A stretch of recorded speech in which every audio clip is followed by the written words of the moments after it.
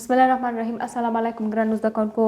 هیله لرم چې ټول روغ او جوړ اوسئ. مخکینی لوست مو چې د ترکاڼي او حجرې په هکله و په ښه توګه مو زده کړی اوسئ او کورنۍ دنده مو په ښه ډول او بشپړ ډول پای ته رسولی اوسئ. ګرانو زده کوونکو، نن راځو د ټولنیز مضمون بل لوست ته مو چې د سوداګري په هکله ده. آیا تاسو کله د سوداګري نوم اورېدلی او آیا تاسو پوهېږئ چې سوداګري څه ته وایي؟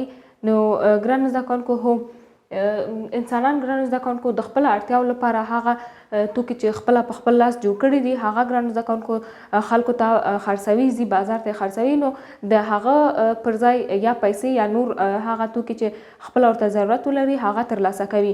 نو ګرانو زده کوونکو، دې ته سوداګري ویل کېږي، یا په بل عنوان موږ ویلی شو چې د ګټې لپاره د توکو اخیستل او پلورلو ته ګرانو زده کوونکو سوداګري ویل کېږي.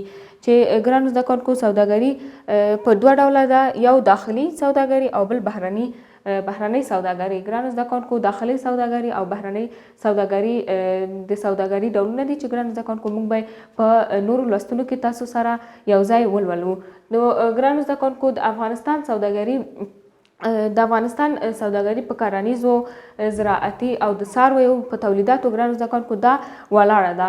څرنګه ګرانو زده کوونکو، داسې چې زموږ ګران هیواد د سوداګري لپاره ګرانو زده کوونکو هغوی کرنیز حاصلات لري، لکه ګرانو زده کوونکو ترکاري، میوې، همدارنګه نور شیان ګرانو زده کوونکو چې د زراعت په واسطه خلکو هغه تولیدات راویستلي وي. نو ګرانو زده کوونکو، هماغه د یو سوداګري توکي وي چې زموږ هیواد کولی شي هغه په دننه او په بهر کې خرڅ کړي او خپل سوداګري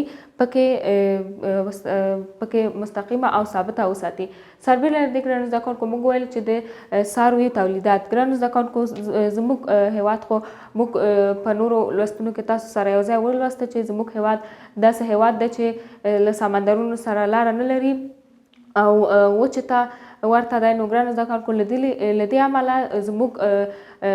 زموږ هیواد سمندرونو ته لاره نه لري، تر څو د سمندرونو په واسطه دوی وشي کولی چې تګ او راتګ وکړي او خپل سوداګریز توکي او په بهر هیوادونو ته ولیږي. نو ګرانو زده کوونکو، د یو هیواد سوداګري د هغه په تولیداتو سره تړلې ده. دا څرنګه ګرانو زده کوونکو، داسې چې که یو هیواد هر څومره ډیر تولیدات ولري هغه کولی شي چې همغه ډیر تولیدات هم دننه هیوادوالو ته هم په بهر ته ولیږل. نو ګرانو زده کوونکو، که څومره ډیر تولیدات ولري همغومره به کولی شي چې د خپل د هیواد او د یو ټولنې اقتصاد لوړ کړي او ګرانو زده کوونکو، کولی شي چې د نورو مملکتونو سره هم یو ښه سوداګري ولري، تر څو د هغوی نه هم د خپل تولیداتو پر ځای نور شیان چې ورته ضرورت لري وغواړي او زموږ د هیواد دننه خلکو ته یې وړاندې کړي. نو ګرانو زده کوونکو، موږ خو تاسو ته ویلې چې د افغانستان سوداګري په کرنیزو، د څارویو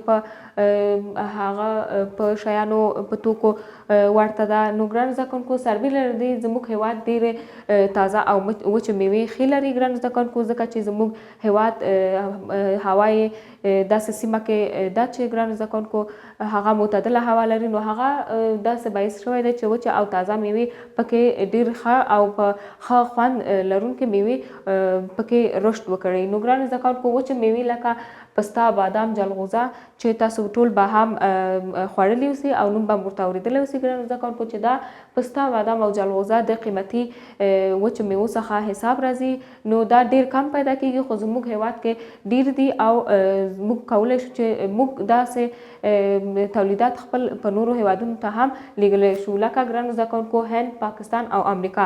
موږ د درې کشورونو سره ګرانو زده کوونکو د سوداګري روابط لرو.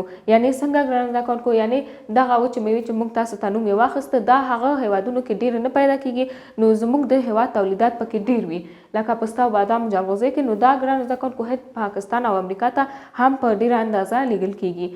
سربیره له دې ګرانو زده کوونکو، موږ تاسو ته دلته وویلې چې د څارویو تولیداتو کې زموږ د سوداګري ولاړه ده. نو د څارویو تولیدات لکه څه ګرانو زده کوونکو، لکه پوستکي ګرانو زده کوونکو چې د حیواناتو د څارویو پوستکي ډېر ارزښت لري. نو زموږ هیواد کې هغه خلک شتون لري ډېر چې ګرانو زده کوونکو هغوی په مال ساتنه کې مصروف دي او خپل ژوند په همغه کې تیروي. نو هغوی سره ګرانو زده کوونکو هغه حیوانات چې هغه څاروي یا حیوانات چې هغوی ساتي د پوستکي څخه همدارنګه ګرانو زده کوونکو د قرقل پوستکي او د کلمو څخه یې هغوی غواړي چې تجارت وکړي، سوداګري وکړي او یو بل مملکونو ته یې ولیږي.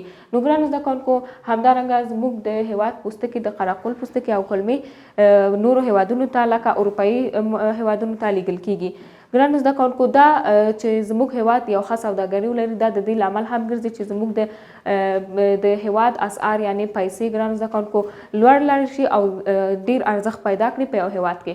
او دا ګرانو زده کوونکو د اقتصاد له لحاظه یو ښه ارزښت هم لري چې زموږ د هیواد یا د ټولنې اقتصاد پکې لوړ ځي.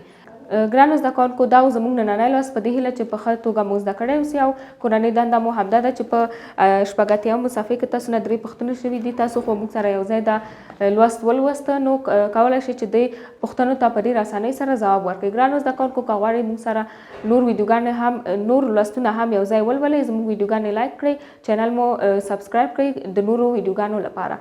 ګرانو زده کوونکو او زموږ د درسونو سافت په د ویډیو په ډسکرپشن کې موجود دی، تاسو کولی شئ چې ترلاسه کړئ او ترې ګټه واخلئ. ګرانو زده کوونکو که کوم سوال پیشنهاد یا انتقاد لرئ موږ سره یې په کامنټونو کې شریک کړئ. نو ګرانو زده کوونکو تاسو الله پاک ته سپارم، ښه وخت ولرئ. د الله په امان.